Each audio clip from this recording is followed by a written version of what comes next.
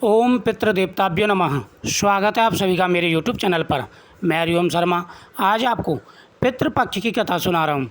भगवान श्री कृष्ण और गरुड़ के बीच का संवाद ही गरुड़ पुराण के रूप में संकलित किया गया है। इस पुराण में भगवान श्री कृष्ण के मुख से अलौकिक कथाएँ कही गई हैं, जिसमें मनुष्य लोक व परलोक दोनों का उद्धार होता है। अनेक प्रकार की भगवान श्री कृष्ण ने जानकारियाँ दी हैं। एक बार भगवान श्री कृष्ण के भक्त शिष्य और वाहन गरुड़ जी ने मृत्यु के बाद के जीवन के बारे में जिज्ञासा प्रकट की।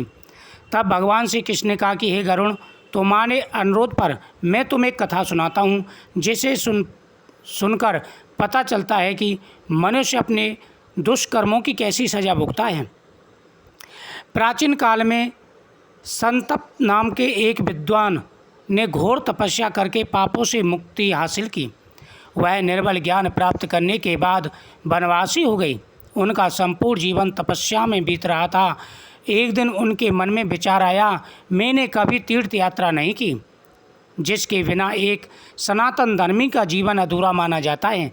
ऐसा सोचकर शतपथ महान तीर्थों की यात्रा करने निकल पड़े। ऋषि शतपथ तीर्थों की यात्रा के लिए निकल पड़े थे, लेकिन उन्हें अपने तपस्या स्थली के अतिरिक्त किसी दूसरे क्षेत्र में विचरण करने का अनुभव नहीं था। इसलिए वह मार्ग भटक गए और एक घने जंगल में पहुंच गए।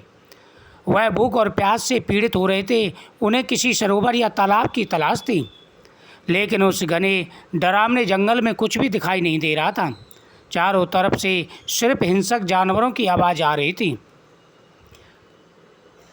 उस जंगल में भटकते भटकते शतपथ ऋषि को एक विशाल बरगद का पेड़ दिखाई दिया, जिस पर एक शव लटक रहा था, जिसके साथ 5 प्रेत चिपके हुए थे।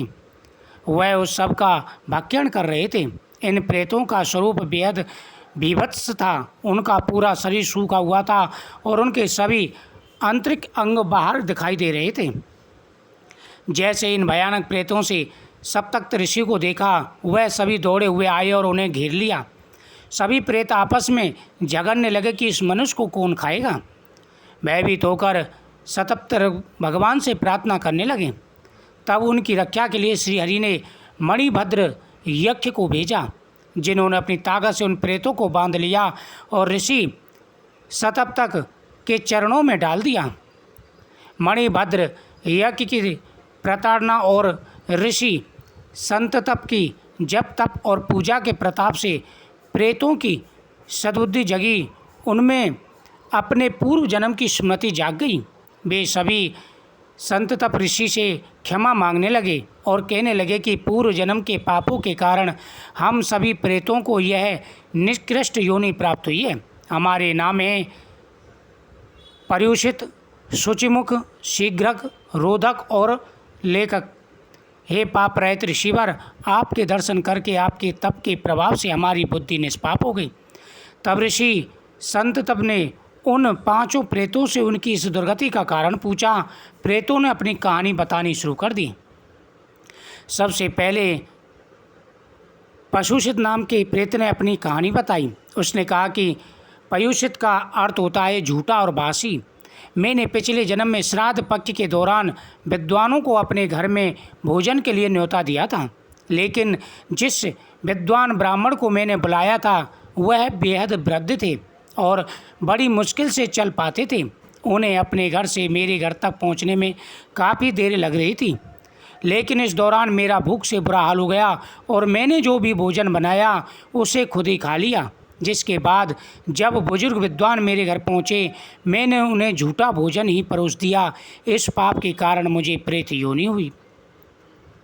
दूसरा प्रेत शुचिमुख था, यानी जिसका मुख सुई के छेद के समान हो।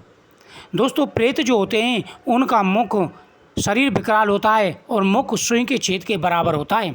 एक एक दिन उन्हें हजारों वर्षों के समान प्रतीत होता है। उसने बताया वह पिछले जन्म में एक लुटेरा था। उसे जो कोई भी दिखाई देता वह बिना कोई दया दिखाए उसे लूट लेता। वह बड़ा बलवान था। एक बार एक माँ और उसका 5 साल का बेटा तीर्थ यात्रा करने जा रहे थे, लेकिन रास्ते में उसे यह लुटेरा मिल गया और उसने उन दोनों से सब कुछ छीन लिया और उनकी बेहद पिटाई की। जिससे उन दोनों की मौत हो गई। इस पाप के कारण वह लुटेरा प्रेत बना और उसका नाम शुचिमुख हुआ। उसका मुख सुई के छेद की तरह है और वह भी खा पी नहीं सकता, क्योंकि उसके सुई के छेद जैसे मुख में कुछ जा ही नहीं पाता। तीसरा प्रेत जो था उसने अपनी कथा बताई। तीसरा प्रेत अपने पूर्व जन्म में एक व्यापारी था। वह अपने कारोबार के सिलसिले में दूर दूर की यात्रा कर रहा था। एक बार वह अपने घनिष्ठ मित्र के साथ व्यापार करने के लिए दूर देश गया था, लेकिन इस व्यापार में उसके मित्र को बहुत लाभ हुआ, जबकि उसे बेहद घाटा हुआ। इसकी वजह से उसके मन में जलन की भावना आ गई। लौटते समय वह जलमार्ग से पानी की जहाज पर यात्रा कर रहे थे। इस दौरान उसका मित्र सो गया। तब उसने अपने नींद में डूबे मित्र को गहरे पानी में ढकेल कर मार डाला और उसका पूरा धन हड़प लिया। इस पाप के कारण उसे प्रेत योनि में जन्म मिला। चौथा जो प्रेत था, जिसका नाम था रोदक। चौथा प्रेत अपने पूर्व जन्म में एक जमींदार था। उसके अधिकार में 100 गांव थे, लेकिन उसकी धन संपत्ति की लालसा कम नहीं हुई। रोदक नाम का एक छोटा भाई और बुजुर्ग माता पिता थे, लेकिन धन के लालच में उसने उन सभी को अपने घर से निकाल दिया, जिसके कारण वह सभी भूख प्यास से पीड़ित होकर बेहद कष्ट भोगते हुए मृत्यु को प्राप्त हुए। इस पाप के कारण वह प्रेत योनि में भटकने लगे। पांचवा प्रेत एक मंदिर का पुजारी था। वह उज्जैन के एक बेहद प्रतिष्ठित मंदिर में भगवान की सेवा के लिए नियुक्त था, लेकिन वह स्वभाव से बेहद लालची था। एक बार उसने मंदिर में लगी हुई भगवान की मूर्तियों के आभूषण और रत्न निकाल लिए, जिसकी वजह से ईश्वरी श्री विग्रह के बेहद कुरूप दिखाई देने लगे। उसी समय वहाँ का राजा पूजा करने के लिए वहाँ पर आया। उसने भगवान की कुरूप मूर्तियों को देखा तो संकल्प किया कि जिसने भी यह कुकृत किया है उसे वह मृत्यु दंड देगा। राजा का ऐसा संकल्प सुनकर पुजारी डर के मारे कांपने लगा। जब राजा भगवान के सामने सिर झुकाकर प्रणाम कर रहा था, तभी उसने राजा की तलवार उठाकर अपना सिर काट दिया और वहाँ से भाग खड़ा हुआ, लेकिन उसके पाप ने उसका पीछा नहीं छोड़ा, जिसके कारण उसे प्रेत योनि प्राप्त हुई। ऋषि संत तप ने उन प्रेतों से उनकी दर्द भरी कहानी सुनी और पूछा कि तुम सभी का आचरण और आहार क्या है। प्रेतों ने जवाब दिया कि जिस घर में पूजा पाठ, शुभ कर्म, साफ सफाई, श्राद्ध और तर्पण नहीं किए जाते, हम उन घरों में बेहद आसानी से प्रवेश कर जाते हैं। वहाँ रहने वालों के शरीर से निकली गंदगी हमारा भोजन है। जल्दी हम ऐसे अशुद्ध घरों में रहने वाले लोगों को अपने जैसा बना लेते हैं। हम सभी के अज्ञानी, तामसी और मदबुद्धि हैं। ऐसे ही लोगों के घर में हम रहते हैं। हे ऋषिवर, हम उन घरों में कभी नहीं जाते जिस घर में पूजा पाठ होती हो, जहाँ पर भगवान का नाम लिया जाता हो, श्राद्ध कर्म किया जाता हो। ऐसे घरों में हम कभी भी नहीं जाते। ऋषियों ने कहा कि हे प्रेतों, मैं तुम्हारा उद्धार अवश्य करूँगा।